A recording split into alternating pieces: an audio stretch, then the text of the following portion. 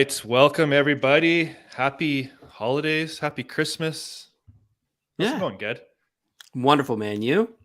Awesome. Was Santa good to you? You know what? Santa got me everything and more that I could have imagined, which at my age really isn't a lot because you get to a certain point and you really don't need anything, or really, as weird as it sounds, want anything. But I've learned that our significant others, the other species, are much better at listening than we are. So, like something I mentioned or showed Stacy in June, which was like socks for golf from Lululemon, showed up at Christmas today. I was like, son of a bitch. Well done. What about you? I also like to think I'm very thoughtful with the gifts, but sometimes at the end of the year, I'm almost getting the same kind of things where Kelsey will drop things. I'm like, oh, she actually put a lot of thought into some of this stuff. And I'm like, kind of like, I got to step my game up a little bit. But no, Christmas was good. I think as you get to adulthood and you have a job and you might have some free cash flow, it gets harder and harder for probably people to buy for you things for Christmas. You know what I mean? Because if you need something, you just go buy it. Yeah, you're not wrong. Yeah, you're not wrong at all. This is kind of a neat little collab. We've added your YouTube to this. Why don't you kind of take? Oh, there's a few people watching tonight. Why don't you take people through what you're doing, what we're up to for the next little while? Yeah. So everyone, as you have seen us before, me and Ged review everything Star Wars on my channel, on his channel. We touch on other series like House of the Dragon, the Rings of Power, other series. And there is some that empty space in between series. So we figured we'd fill that time doing some live streams of other reviews. And we thought we'd start with kind of a series just to see how it goes in our own interest level. But looking at some box office bombs, it's quite an interesting list. So I figured as kind of a setup stuff, the more sci-fi entries we'll do on my channel, and then we'll alternate with Ged's and do the other titles. Mm-hmm. But I thought we'd start off with a good one, and basically number one on the list. And it's, to me, is it number one? It's number one. I would put this up against one other. When you intro, number one for the amount of money lost. Okay, fair. What I mean. Yeah. So if you adjust for inflation somewhere, John Carter lost between 133 to 236 million. I know it's a big range, but it's the biggest one. And if you know anything about John Carter, it's based on a set of books. They obviously had sequel aspirations when they created this, but when you down 200 plus million after the first movie, they're not going to make any more of them. So I guess my question to you is, Ged, we've both watched this. Well, I would say I rewatched this. You watched this for the first time, right? Yeah, I had not. So maybe you're guilty of why you did not go see this, because you are a theater junkie, my friend. Yep. And I remember wanting to see it. I remember when we first moved into the house we're in now, we started putting the theater room together. I remember seeing it and being like, oh, I should really watch that. And I just never made the time for it. Yeah, so this movie was 2012, I believe. This was a period of time. Probably you can almost go 10 years before and zoom in like maybe 6 years after. Mm-hmm. It is like just a dearth of sci-fi flops, cuts, whatever you want to say. Anything sci-fi did not make it, did not do well. There's a few exceptions. Like, for example, Battlestar Galactica, right? They got to finish their full 4 seasons, start to end, in the same kind of time frame. Yep. It worked, but for every Battlestar Galactica, there's like 10 other shows that flopped. Yeah, Stargate Universe canceled. Like you could literally search like the sci-fi series from that time, from that decade, and almost every single one was canceled after the first season or second season. Like, it was not good. And even the movies, if you go search at the box office bombs list and search them out, like I'll just scroll through right now. They are like, the who's who of sci-fi films. Like, I don't know what it is. And well, I know what part of it is. Like, for example, Kelsey, my wife, watched Battlestar Galactica. She loved it. But to get her to watch it was like a lot. It took a long time for even me to watch it. Yeah, I had to convince a ton of people, and like I believe just the name alone hinders it. And for example, when I rewatched this the other night, I'm like, Kels, I'm like, I'm watching. We gotta watch John Carter tonight. It stars, Taylor Kitsch. Like, you into that? And she's like, okay, yeah, maybe. She's like, what's it again? I'm like, and then I say John Carter from Mars. And the second she heard from Mars, she's like, nah, Nothing would I'm have not. passed. I'm not wasting 2.5 hours, whatever it is, on that. And I don't know what it is. Like, is it, again, we can get into like why stuff failed, but I think things have changed more recently. I think there's a lot more sci-fi being produced, which is awesome. Yeah. But there was that period, nothing sci-fi did well, nothing. You got to understand, though, this was right when the Marvel Cinematic Universe started to explode. So if I'm not mistaken, in my date or I could be off by 6 months or so, but I'm pretty sure like you had already seen Iron Man, you had seen Captain America. I believe Avengers Assemble was in the spring of 2011. Like they were in a humongous phase of what will become the almost, the Star Wars of our generation, 23 movies or 25 or 26 as it got to Endgame. I mean, people were superhero crazy, and I don't think that helped the sci-fi genre at all. No, it definitely what I mean? didn't. Yeah. All right, so let's talk about this. Let's talk about this John Carter. So I watched it for the first time. Yeah. My overall impressions, I mean, I enjoyed it for what it was. I can't wait for our ratings on this. But it was weak, and I think the first thing that really threw me was where they tried to take it from a time standpoint. Yeah. I think they did a really poor job with the whole late 1800s thing. Well, I gotta remember that's from the book, I believe. I realize that. I realize that, but I think, like, obviously, I never read the books, but that was the first part that kind of chucked me for a bit of a loop. I'm like, wait, what? Like, it's 1881? Yeah. What about you? What did you think of? Obviously, you know a little bit more about the books and the background. Do you think they did a good job with the timing? Do you think that hindered it? Do you think it helped it? Like, where I think did it's it go fine. sideways? Yeah, no, I like this being set like in when it does. I don't have any issues with it, to be honest. I think it's kind of cool because it's unexplored land to find the little I don't know what you want to call it, temple, the way for him to transport between Jarsoon and Barsoom, but his cave of gold. He just wanted to find the spider. Yeah. Or at least he thought it was a spider. And then once he transports, then you're allowed to have all the different technology, right? Because it's on Mars. Yeah. Right. It's a totally different thing going on. I like, to me, like, I don't know, in general, it's a little goofy having this, these full civilizations on Mars. But I guess at that time, humans weren't really looking with the right technology to see that there's actual stuff going on. It's like there's no space probes in the air or anything like that. But yeah, that might be a little too critical. But I thought it was fun. I just think they did a crappy job cinematically recreating the 1800s on Earth. Maybe that's what it was. No. Yeah. No? It didn't, like, I liked the Mars part of it cinematically. I actually really liked that part of it. I just found it it was too, is the word campy appropriate in this case? I just don't think that they did a good job depicting the dirt of the late 1800s. Like, to me, it seemed way too Disney. I don't know if that's the best way to describe it, but this is back, this is before Disney took some swings at some serious stuff, and it was just far too bright and colorful, and the coloring was super saturated. Like, cinematically, they took what was a really dirty, grimy time in history and made it as bright as possible. And I think that's the part that I really struggle with, because the Mars part of it, yeah, I mean, it's Mars and they're different species, and I don't care, man. I'm in it, sci-fi.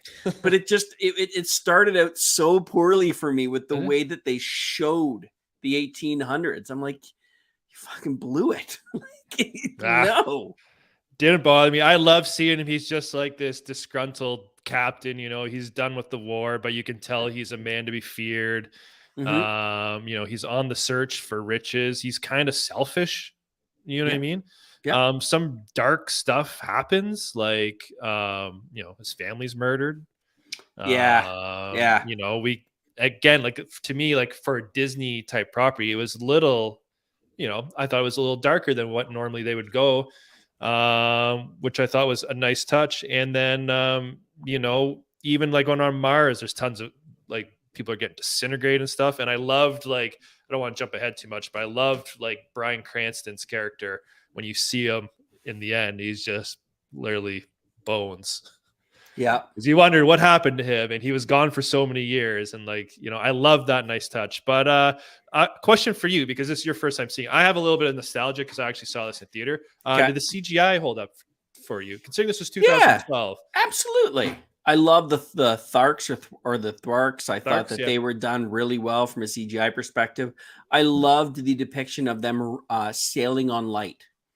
Yeah. I loved that because he talked about how ships sailed on the water on where he's from on Tarsoon. Yeah, and she doesn't believe him. and she doesn't believe him. Yeah. But the whole light reflecting flight thing I thought was really well done. I thought the battle scenes held up really, really well for being 10 years ago.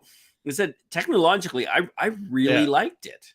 And I like, what I liked, I really liked about this movie in general is just, I know there's like similar tropes and all that, but it just felt different. You know what I mean? Like, they're literally on flying boats, so to speak, right?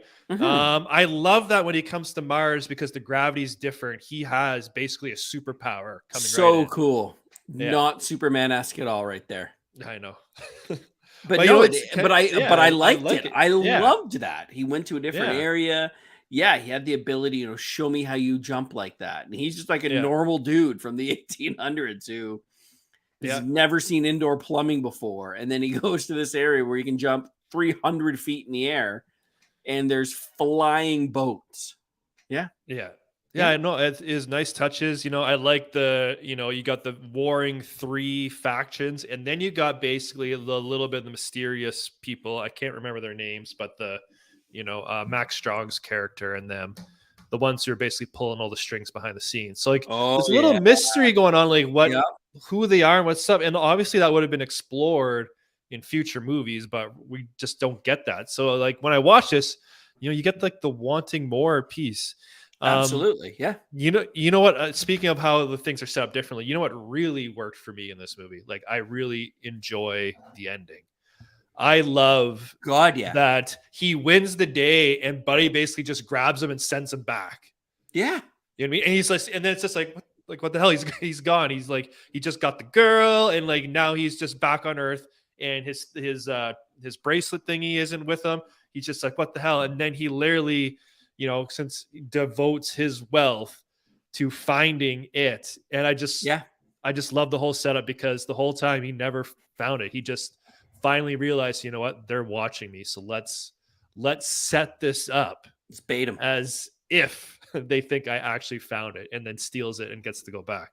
Like, I just, for the movie to end like that, I just thought it was such a neat setup. And you know what? It's almost a perfect setup for a potential sequel as well, right? He gets to go back, and you don't know what's happened there it's 10 years, I think he's been gone for. Like, he's been missing in action for 10 years. Yeah. I love the ending. Yeah. The ending was phenomenal. Yeah, I thought it was very creative. Yeah. Yep.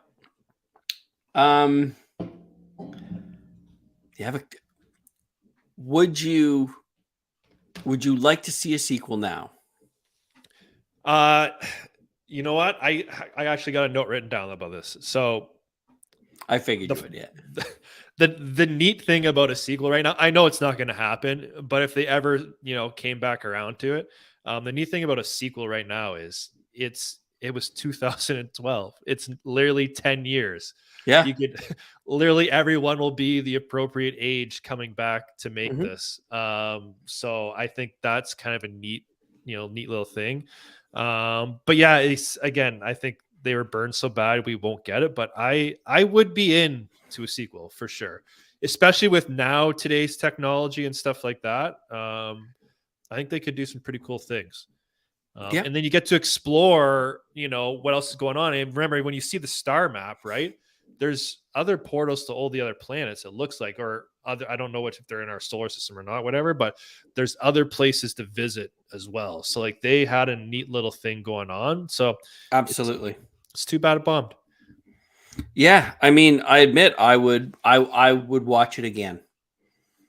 It took me a long time to watch it. I would watch it again. It was fun. Like I said, I love what they did with Mars. Yeah. I struggled with how they depicted the 1800s, but only because they made it so bright and colorful. If they'd have made it dreary and the director had done a lot of stuff from like a coloring standpoint, just to make it feel dark and hopeless, sounds dumb, but that's just the stuff I look at, right? I'd be like, okay, I'm way more into this idea. Did you think it's kind of odd on how his body actually doesn't transport? It's basically, it's a copy. Yeah. How do you feel about that? Um, Like his body literally has to be kept alive on Earth for him to be over there, which again is kind of funny because it's not on Mars. His copy isn't dead on Mars. Oh, so yeah. So what do you think? Yeah. So yeah, that part, I see why they did it. It made sense for the story. Yeah, it's an interesting way to do it that you don't actually get transported. They just recreate your body where you go. Yeah, you got to keep your body alive where it actually is. But yeah, no, it's some of the things, like I said, there's some similar tropes in the stuff, but there's also some kind of different unique things as well, which I thought was, a little bit fresh. All right, so let's rate this thing. What do you got? I'm going to give this a very solid 6.8. 6.8. I'm at a 7.0. Yeah, I'm at 6.8. I would join you in the 7 if I could get over my own issues with the coloring and how they depicted that time of the year. But again, I just look at it a bit differently, right? Yeah. Basically, it is a very fine movie. There's nothing groundbreaking. There's nothing crazy else, but you can put it on and be entertained. Like I watched it for the second time and I was not bored watching it. Okay, so emotionally then, is this, in your opinion, forget money, is this to you the biggest flop? Or how does this compare to your biggest flop? Because I have a bigger flop, in my opinion. Well, just from a money standpoint, this is the biggest flop, but I just don't get it. Like, I don't know why it flops so bad, to be honest. Other than we talked about how sci-fi was just in a bad spot. Just bad timing. Like, to me, the biggest flop is Waterworld. Oh, without a doubt.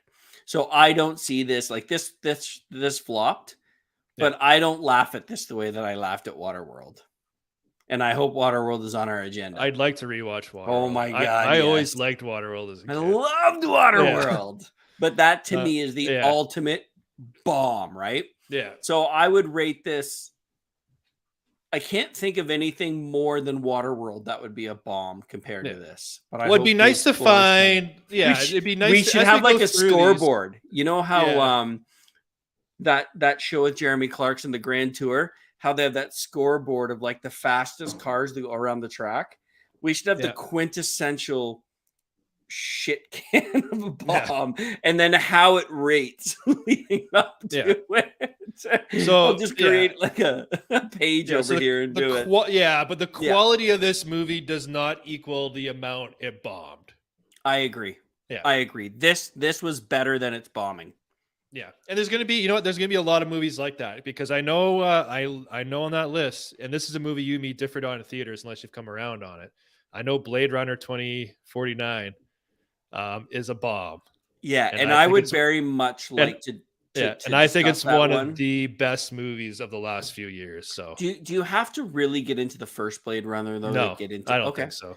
No. All right, then I will rewatch it. Okay, so you're 6, 8, or 7. Do you mind if I touch on something that's a little go for it. Little kind of not part of regularly scheduled programming? I'm going to share this. I came across this and I sent it to you. Hold on, I'm getting 17,000 ads as I try and load this up, because that's the world we live in. Ads on ads on ads on ads. I'm gonna share something. Give me a sec here.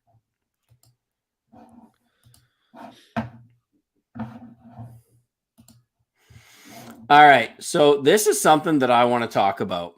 So this is a lawsuit against the movie Yesterday, which was an incredible movie about if the Beatles had not existed. And I'm not a huge Beatles guy, although I have a ton of love and respect for what they accomplished in the music industry. I think they're very, very awesome. I never really got into them musically. But there is a scene in the trailer where Anna de Armas fans, Anna de Armas From Blade Runner. from Blade Fair, where she was featured in the trailer, but then the director cut the scene. So her fans are suing the studio in a lawsuit and won because they said they spent money renting this thing and she wasn't in it. So I don't really want to ask you your opinion on the specific lawsuit because I mean we can, but how Do you want to see my law degree? Yeah, but is this not dangerous? Like, does this not set a precedence that is terrifying? Yeah, I'm And why do Americans ruin everything? Which I don't think I can answer that on this. I am shocked this like actually won. And I'll just, before I even delve into actual movie trailers, I'll just zoom out to like a similar circumstance that's big in the news as well. Like as a huge sports fan, you know, the NBA, everyone screams and cries about load management. And it's the same thing. You know, I am a Toronto Raptors season ticket holders. When the Lakers come to town, those tickets sell for a lot of money. And there's going to be a dad out there who buys my pair of tickets to take his son to that Raptors game so they could watch LeBron James.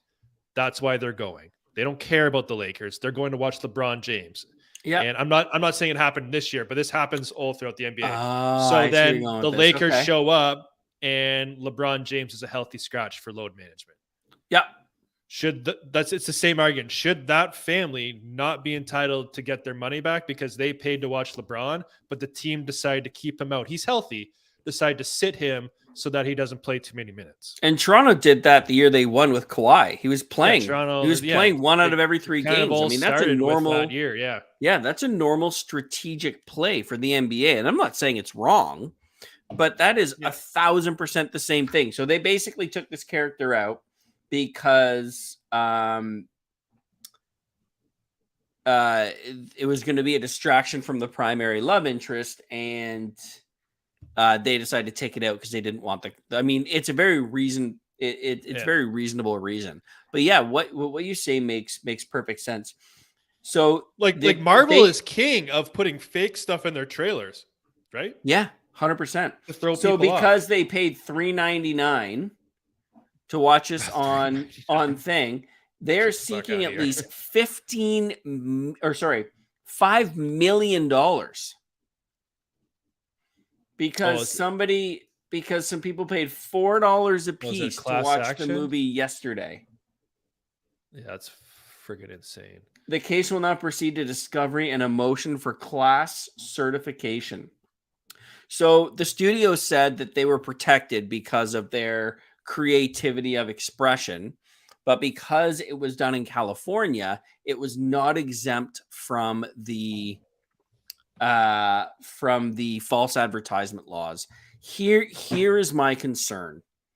I mean, I don't know about you, but I get hyped about trailers. I'm always going to be that guy that watches trailers. I think that it can bring so much excitement. I mean, if you look at Avatar: The Way of Water, I could talk for 7 hours on this thing. And what I loved about it was the trailers were vague and they were beautiful and they were cinematic. But if they cut a scene from that, I'm not going to be cheesed. I mean, I think you set a very dangerous precedence here where I can see some studios basically saying, fuck this. Like, I'm just not going to put out a trailer. Like, the art of deception in trailer, and you touched on it. Marvel is king with it. Well, even like I'll give you another good example. Rogue One had a trailer, and when the trailers were released, the movie was significantly different because if you remember, Tony Gilroy came in and re-edited that movie and shot new scenes. From what I understand from the production, Gareth Edwards was just like, this shot looks cool, let's shoot it. He shot a ton of stuff. There was some issues from, again, paraphrasing, but if I'm wrong, correct me. He shot a ton of different shots. The issue was, how do I put them together now to make a coherent story? So if you remember back in the Rogue One trailer, there's this awesome scene where Jin's walking down the platform and a TIE fighter rises up like this and they're having a stare down with each other. That's not in the movie.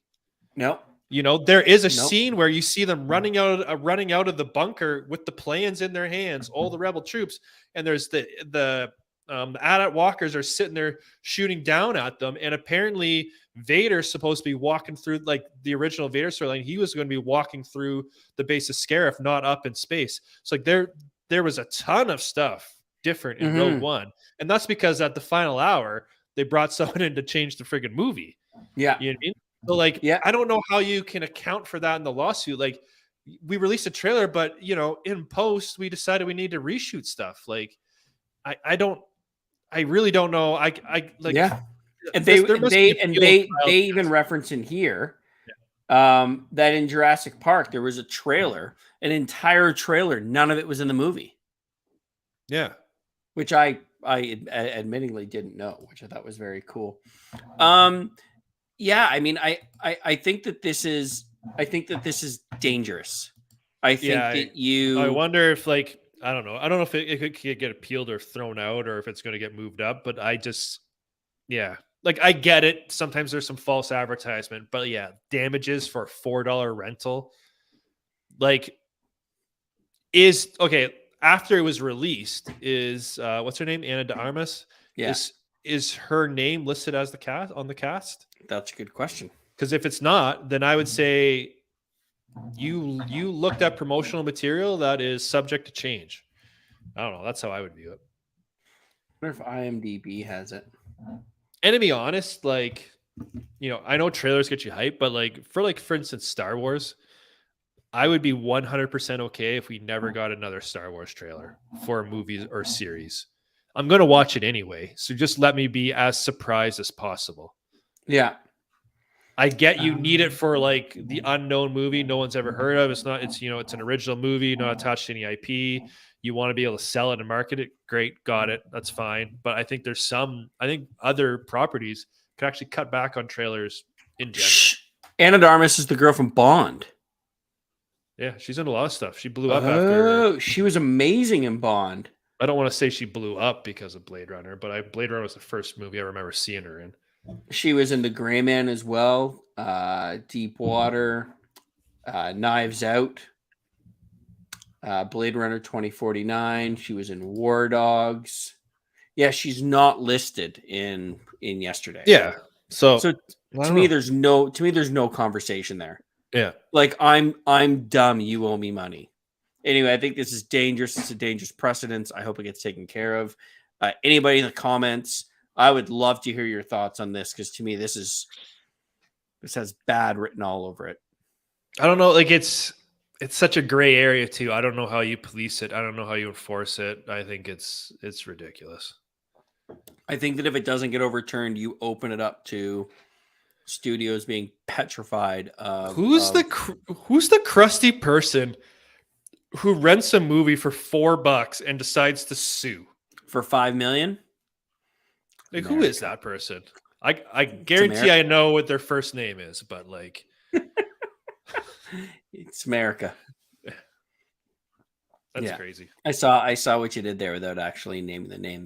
That's really impressive. Yeah, I think everyone knows what I'm talking about. So anyway, that was kind of all I wanted to touch on. We don't have to go too far into it. Like I said, I saw it. To me, it was dangerous, and I want to get your opinion on it, obviously, to see if any of your viewers have any thoughts on it. Look it up, guys, whoever's watching this, and have a peek. So what's next? What is our next flop? Well, we'll schedule a flop. We should schedule a day for the flop streams. I like a day for the flop. Yeah, I think Monday's a good flop day. But I believe Bad Batch season 2 premieres on the 4th. So next Wednesday. Are we going to? We'll be right back into Star Wars reviews. Yep. Star Wars streams. So we'll do Hold those on. and Yeah. Hold on. Do you say it gets launched on what day? the 4th, I believe. That's not a Monday, is it? That's a Wednesday. Okay, good. Yeah. All right. So what is our next movie flop? Yeah. Do we go to Waterworld? Do we do it? Could be the yucky of the yuck.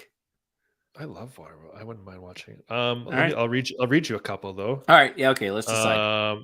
I'll throw out just some movies I'm interested in watching. Yep. The Mortal Engines. I've already seen it though. I have not seen it. Battleship.